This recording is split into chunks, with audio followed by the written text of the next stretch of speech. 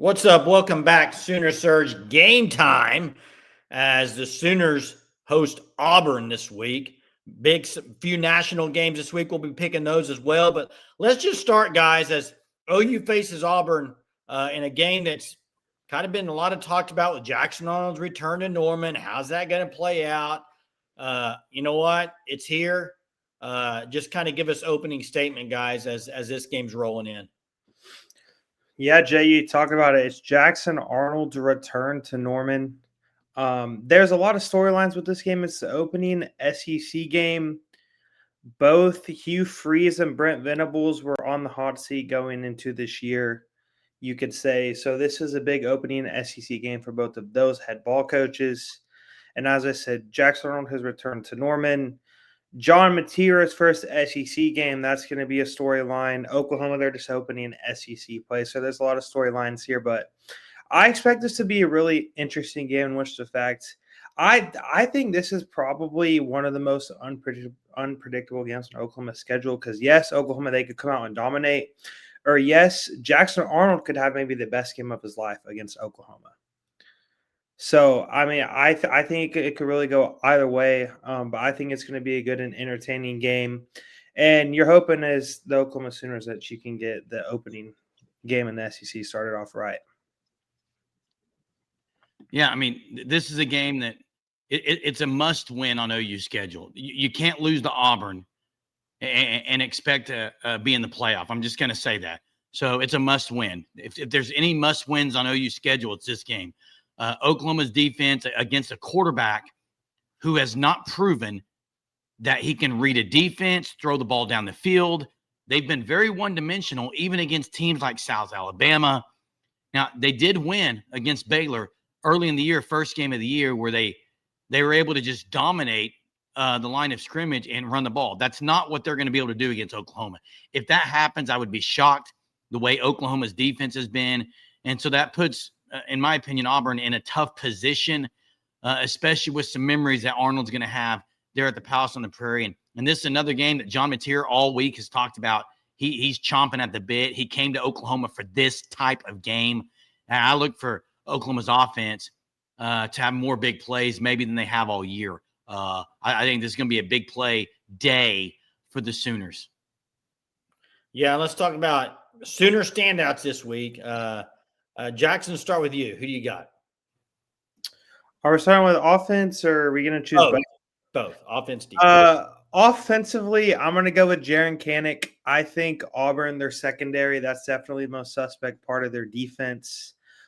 We saw what Michael Trigg did to them in week 1 for Baylor, and I'm expecting Jaren Kanak, as he has been OU's debatably best pass catcher all year long, to have a huge impact in this game, especially across the middle of the field. And defensively, welcome to making a national statement, Cortland Guillory.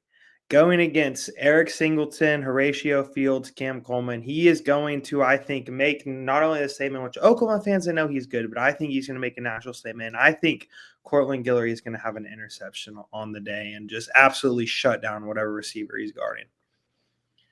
Well, I'm going to start with defense, and I love Cortland Guillory. I don't know that he's going to be the Sooner standout because, frankly, I don't think they're going to be able to get the ball to the outside very much because of my defensive standouts. Yeah, standouts. PJ and Danny Okoye. I'm going with the two-headed monster on the edge. Two guys, both of them who haven't stood out for OU. PJ's been better. We've been waiting for Danny Okoye to be unleashed. Maybe it's due to the fact that RMT is going to be sitting the first half, but watch out, Jackson Arnold. Danny Okoye and PJ Adebawore coming off the edge are going to be really good, I think, today.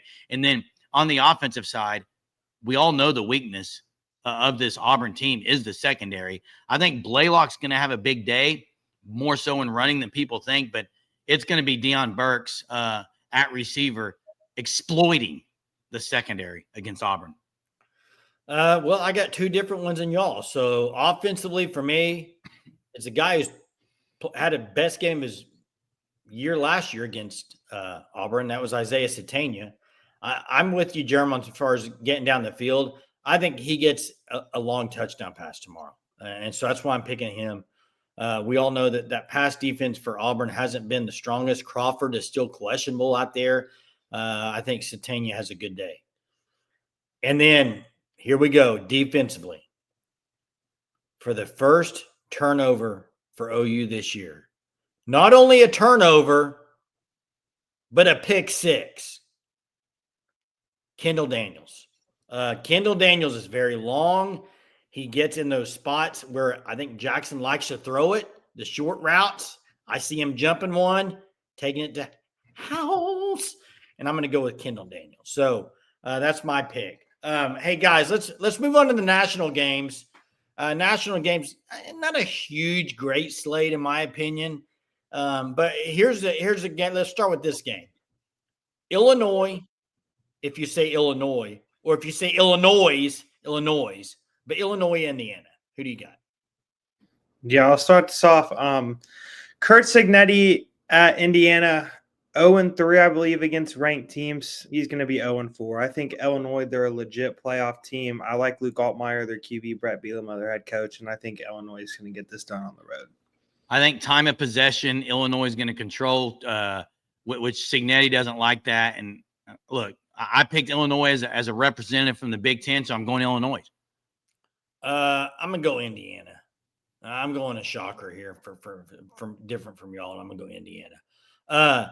Moving on to the next game, Florida, Miami, guys, lost a little bit of its luster with Florida just having a bad game last week against LSU and Lagway throwing 5 interceptions.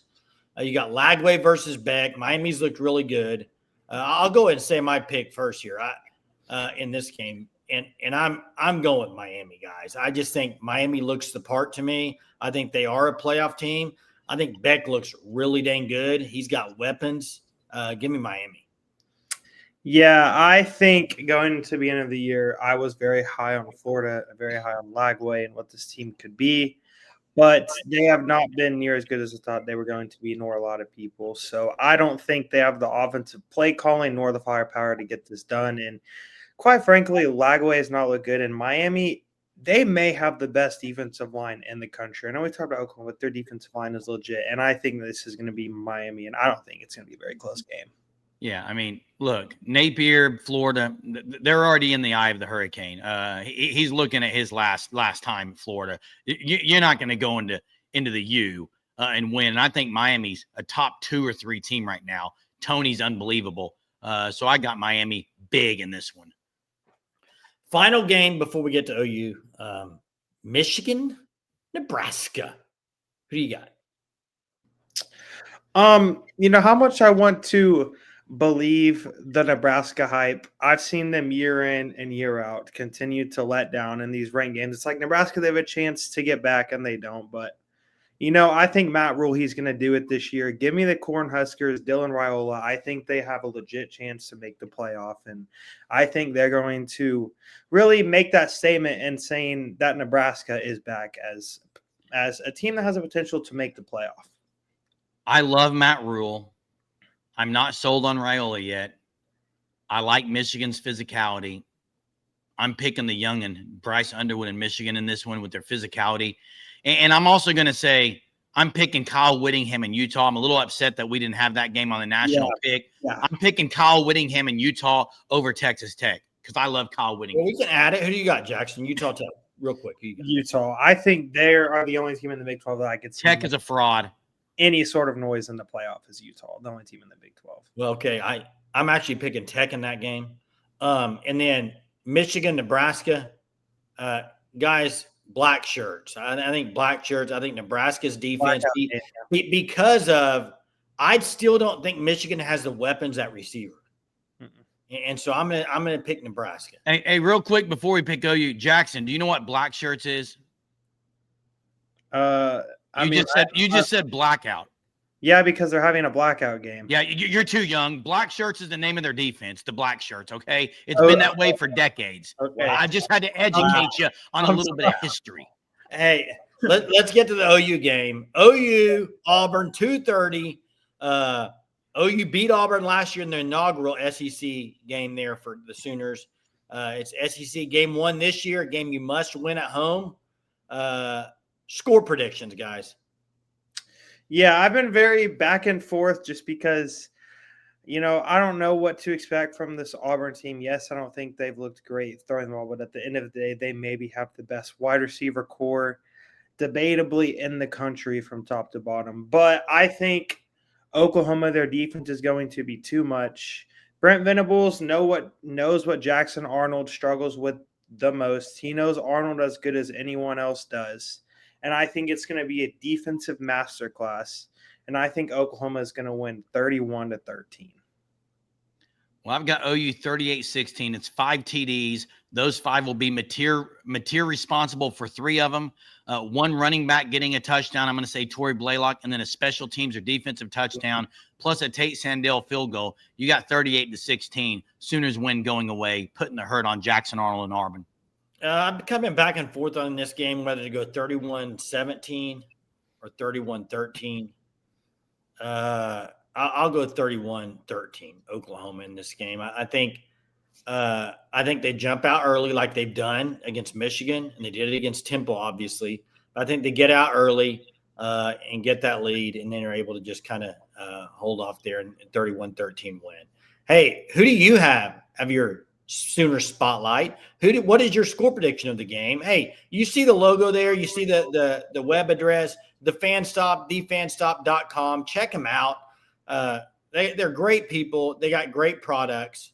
If you want OU gear, if you want Auburn gear, they got it. So go check them out at thefanstop.com. Make sure you're subscribed to the channel. We'll be going live pregame, live postgame. We'll see you then. Have a good night.